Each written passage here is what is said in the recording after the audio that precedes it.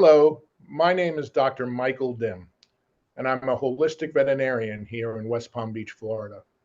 And I offer in-person consultations here in West Palm Beach, as well as phone consultations nationwide.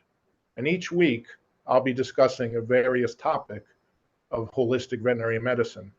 Last week, we discussed holistic versus conventional veterinary medicine and how conventional medicine shines in acute crisis situations. And this week, we're going to discuss chronic disease in our patients and what I'm calling a chronic disease epidemic that's now occurring in our animal population. When I graduated veterinary school back in 1991, I thought I was given all the tools of treating chronic disease. I was taught various medications, and surgical skills that I thought would be utmost importance in battling chronic disease. I quickly learned, though, that as I used these drugs and surgical techniques over and over again, animals kept coming back and were never really well. I had to use higher dosages of medications, and then there were also often side effects. And then those animals got sicker on a deeper level with more deeper internal disease. So we're seeing the first problem I want to identify today is this chronic disease epidemic in our animals. And this chronic disease centers on an overactive immune system or an autoimmune response. And that's where the immune system is overreacting to external agents such as airborne allergens or dietary agents, as well as inside the body where the immune system is attacking its own tissues.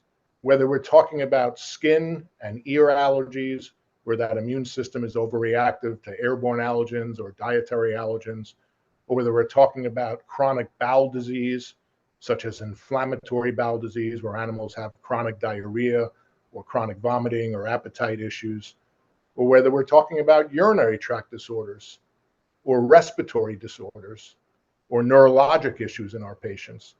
All of these various chronic disease manifestations have as their central thread an overactive immune response. If that overactive immune response occurs in the hormonal systems of the body, we get diseases like diabetes and thyroid problems and adrenal gland problems. And so I want to go over some of the factors in this chronic disease epidemic and this autoimmune crisis in the body. And I want to touch on solutions at the end of this brief discussion. So the first major problem that I see with chronic disease and immune stresses on the animal are what I call hormonal stresses on the body. And that involves the premature removal of sex hormones in our animals. I was taught that animals should be neutered or spayed around 6 months of age.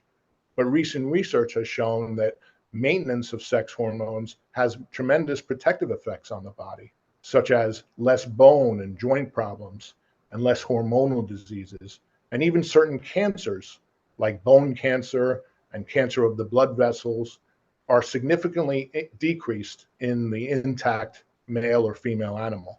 The bone and joint issues that we see in our animals, such as the epidemic levels of cruciate ligament injuries, also are significantly decreased when an animal is kept intact. I often find that the incidence of separation anxiety and even fear-based aggression is also significantly increased in the neutered or spayed animal. So there are many reasons to maintain those sex hormones, at least through sexual maturity.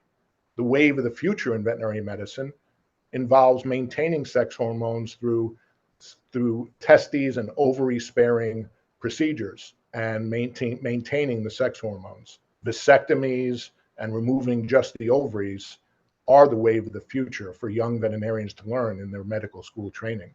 The second biggest factor that I see in problems with autoimmune diseases and cancer in our animals are the role that poor diet plays in our animals. Let food be thy medicine was a quote from the father of medicine, Hippocrates, and nothing could be more true in our animal patients. Like most veterinarians, I got next to no training in medical school, maybe 2 hours on nutrition of animals. And we were taught a rhetoric to tell clients, feed processed commercial foods, don't feed any table foods, and your animals will be healthy for a lifetime. And nothing could be less true than that statement.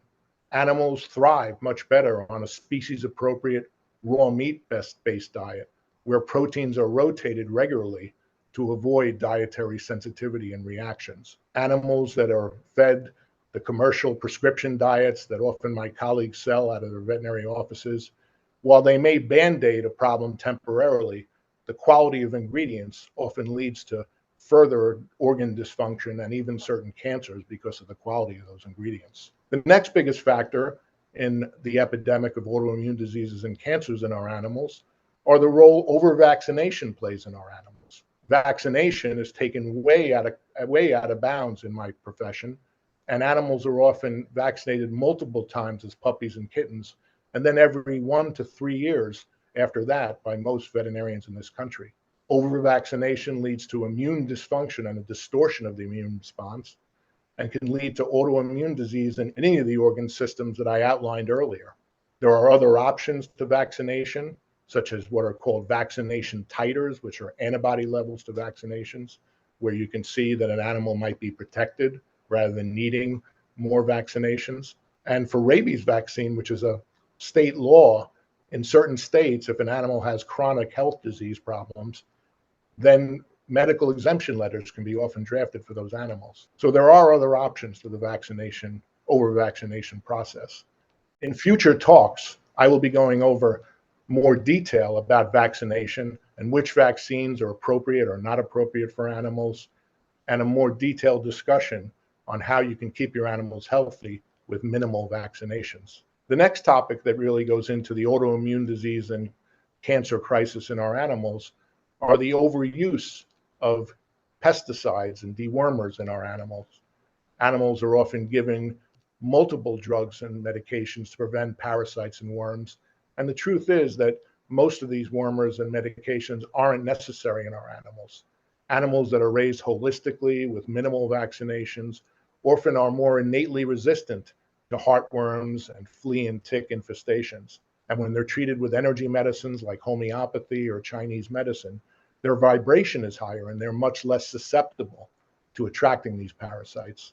Many of these medications are toxic on the nervous system and the liver and kidneys. And when used month after month and year after year, they build up cumulatively in the body and affect organ function throughout the body. So we want to be mindful of how often we give these medications. In most areas of the country, heartworm disease is only transmitted 3 to 5 months a year, when the average temperature is 70 degrees or higher for 30 consecutive days.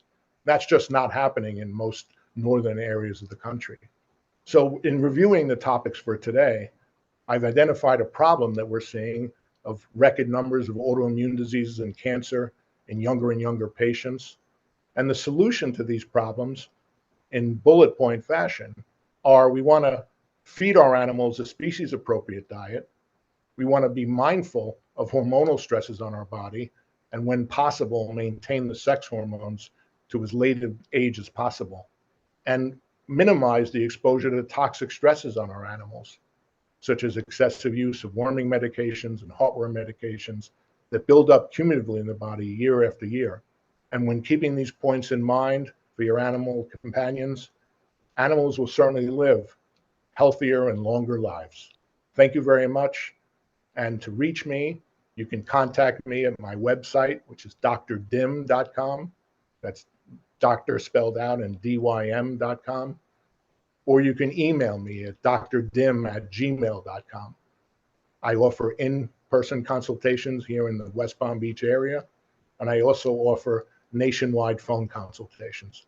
So I welcome your emails and questions, and I look forward to seeing you in the near future. Thank you very much.